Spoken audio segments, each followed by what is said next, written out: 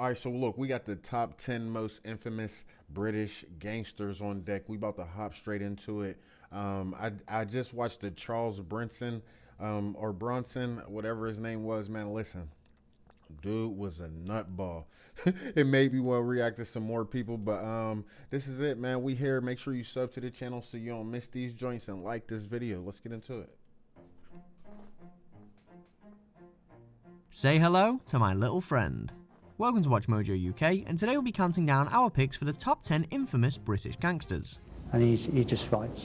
My boy Charles. Before we begin, we publish new content every day, so be sure to subscribe to our channel and ring the bell to get notified about our latest videos.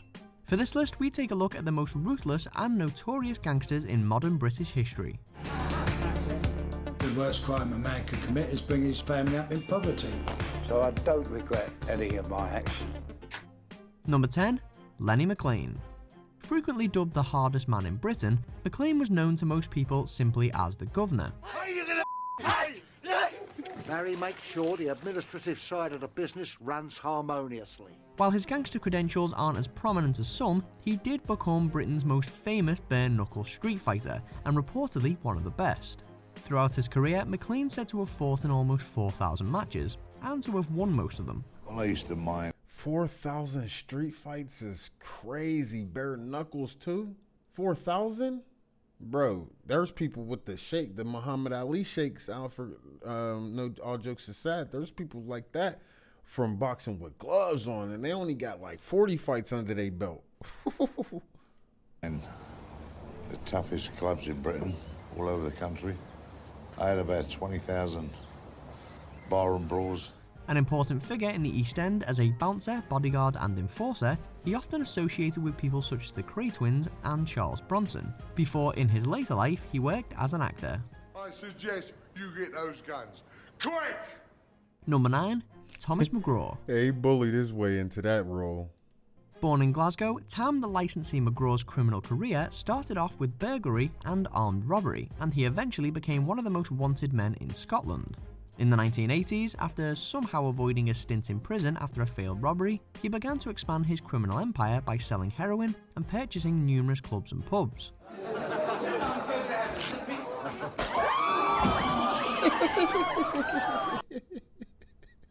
Hey yo. Hey yo. Hold up, forget hitting me with the bottle. Did you have to rip the tui off? Oh, holy.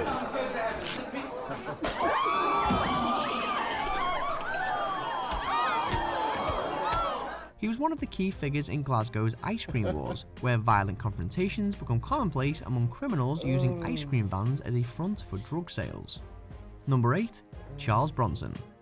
With his taste for fighting guards and inmates alike, Charles Bronson became known as Britain's most violent prisoner, and is one of British crime's most notorious figures. They said I'm bigger than my name. Born Michael Peterson, Bronson began as a petty criminal and was first imprisoned for armed robbery. Prison was finally a place where I could sharpen my tools. Upon his release in 1987, he entered the world of bare-knuckle boxing, but his fighting career was fairly short-lived because 69 days later, he was in jail again. Out again in 92, he was arrested a third time for conspiracy to rob, and has never been freed since. And would you like a cup of tea too, mate? Number 7. Freddie Foreman. He's best known as Brown Bread Fred, or the godfather of British crime, as many publications have come to refer to him, but Foreman says he's nothing like Marlon Brando. All I wanted to do was make money so we could live a decent life. One of the East End gangster scene's most feared figures, he was close to the infamous Cray twins and was implicated in numerous murders and other criminal activity. All the top gangsters was trying to lock in with the twins, bro. Hey, yo. When she pulls the trigger, you never know what's going to happen. So. Though never actually convicted of killing anybody, he was sentenced to 10 years in prison for disposing of the body of Jack the Hat McVitie, and later in relation to 1983's Shoreditch Security Express robbery. I feel like when my time's up, at least I've had an eventful life, if nothing else. Number 6. Tommy Comerford. The hometown of the Beatles has had its share of shady characters. This includes one of the first big business criminals to establish in England the kind of international drug trafficking network that you perhaps usually link to a mob overseas. Drug baron Tommy Tucker Comerford was instrumental in forming the first serious drug dealing cartel in Britain, which made the Liverpool Mafia the richest in the country. His first stint in jail came after a bank robbery, and during his long criminal career, he was sentenced to more than 34 years behind bars. Number 5. Desmond and Dominic Noonan. These two brothers were the head of one of Manchester's most infamous and ruthless gangs, which by the late 1990s had become one of the most notorious crime families in the whole of Britain. We don't do everything. That's another thing that I noticed about a lot of British gangsters. It's like they got a whole family of them gangsters. It ain't just like one or two of them. It's like the whole bloodline. Hey, yo. Nice, but you know, we do look after each other. We look after our friends. Involved in drug trafficking, nightlife security, and armed robbery, the Noonans' reign over Manchester's underworld lasted over 20 years. By day, it's run by police. By night, it's run by gangsters. Manchester is where I was born, where I live, and where I'll die. During that time, they were also suspected of being responsible for more than 25 murders. Desmond was stabbed in 2005 and died of his wounds, while Dominic is currently serving 22 years in prison for arson, blackmail, and sex offences. Shut up, I'll send someone out to beat you up in a minute. Number 4. Frankie Fraser. One of the most recognisable faces in modern British crime, Mad Frankie Fraser was a guy you didn't want to cross. Man, Funky Fraser. The police say I've killed 40 people, not 41. If they'd have said 41, I'd have really been upset. I hate odd numbers. And the nickname is not just for show. He was actually certified insane during a short prison stint after World War II, a conflict he'd managed not to take part in by deserting. Fraser eventually became an enforcer for the Richardson Gang during the 60s and was reportedly involved in numerous episodes of torture and murder. I allegedly pulled a guy's teeth out with pliers. I only wished it had been true. His violence followed him in prison, where he would often start fights with other inmates and guards. That is where I slung Eric Mason out with an axe in his head. Number 3. The Gunn Brothers. Told Heads you, of the brothers. Bestwood Cartel, named after the Bestwood estate in Nottingham where they set up their criminal enterprise, brothers David and Colin Gunn became the city's foremost gang lords.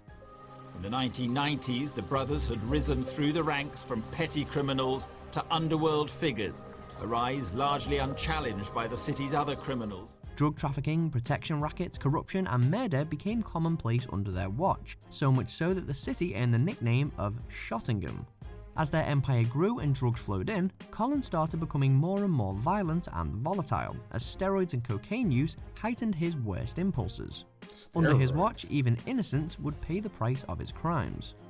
Number 2. The Richardson Brothers. Charlie and Eddie Richardson were the leaders of what many still consider the most sadistic and ruthless gang in Britain, the Richardson Gang.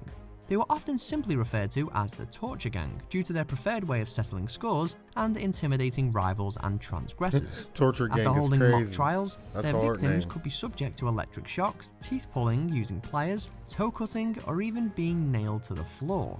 The Richardsons controlled South London, but ended up in a feud with the Krays that lasted into the mid-60s.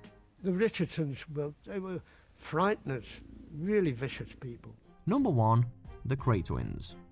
The most infamous gangsters to ever call London home, Ronnie and Reggie Kray were the most prominent criminals in the city's East End. Were they that much bigger and badder than everybody? I gotta get onto the Kray twins. Let me know if y'all want to see me react to them. End over the 1950s and 60s. Wow, no. Armed robbery, hijacking, murder and general violence were only some of the brothers' specialities, while heads of their own gang, the Firm. As owners of several nightclubs in the 60s, they became part of the swinging London scene and gained a certain amount of celebrity, even appearing on national television. But they were finally arrested in 1968 and essentially spent the rest of their lives in prison. Now, before we start, got a little joke for you. You'll love this one. Paranoid schizophrenic who walks into a bar.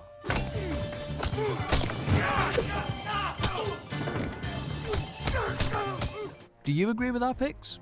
Check out these other great clips from WatchMojo UK and be sure to Hey, yo, let me know if y'all... Matter of fact, who y'all think is some of the most infamous gangsters in British history?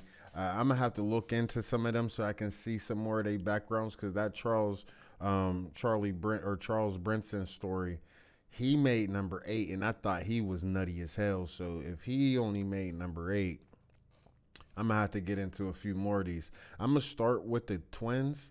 So if you want to see anybody else after that, let me know in the comments, or let me know in the comments of their video whenever you see that, or however you want to do it. But make sure you subscribe to the channel so you don't miss it when I post it. Like this video to help me keep growing. But let me know in the comments who you think the baddest gangsters was of in British history, or just in history period. GoHamm TV.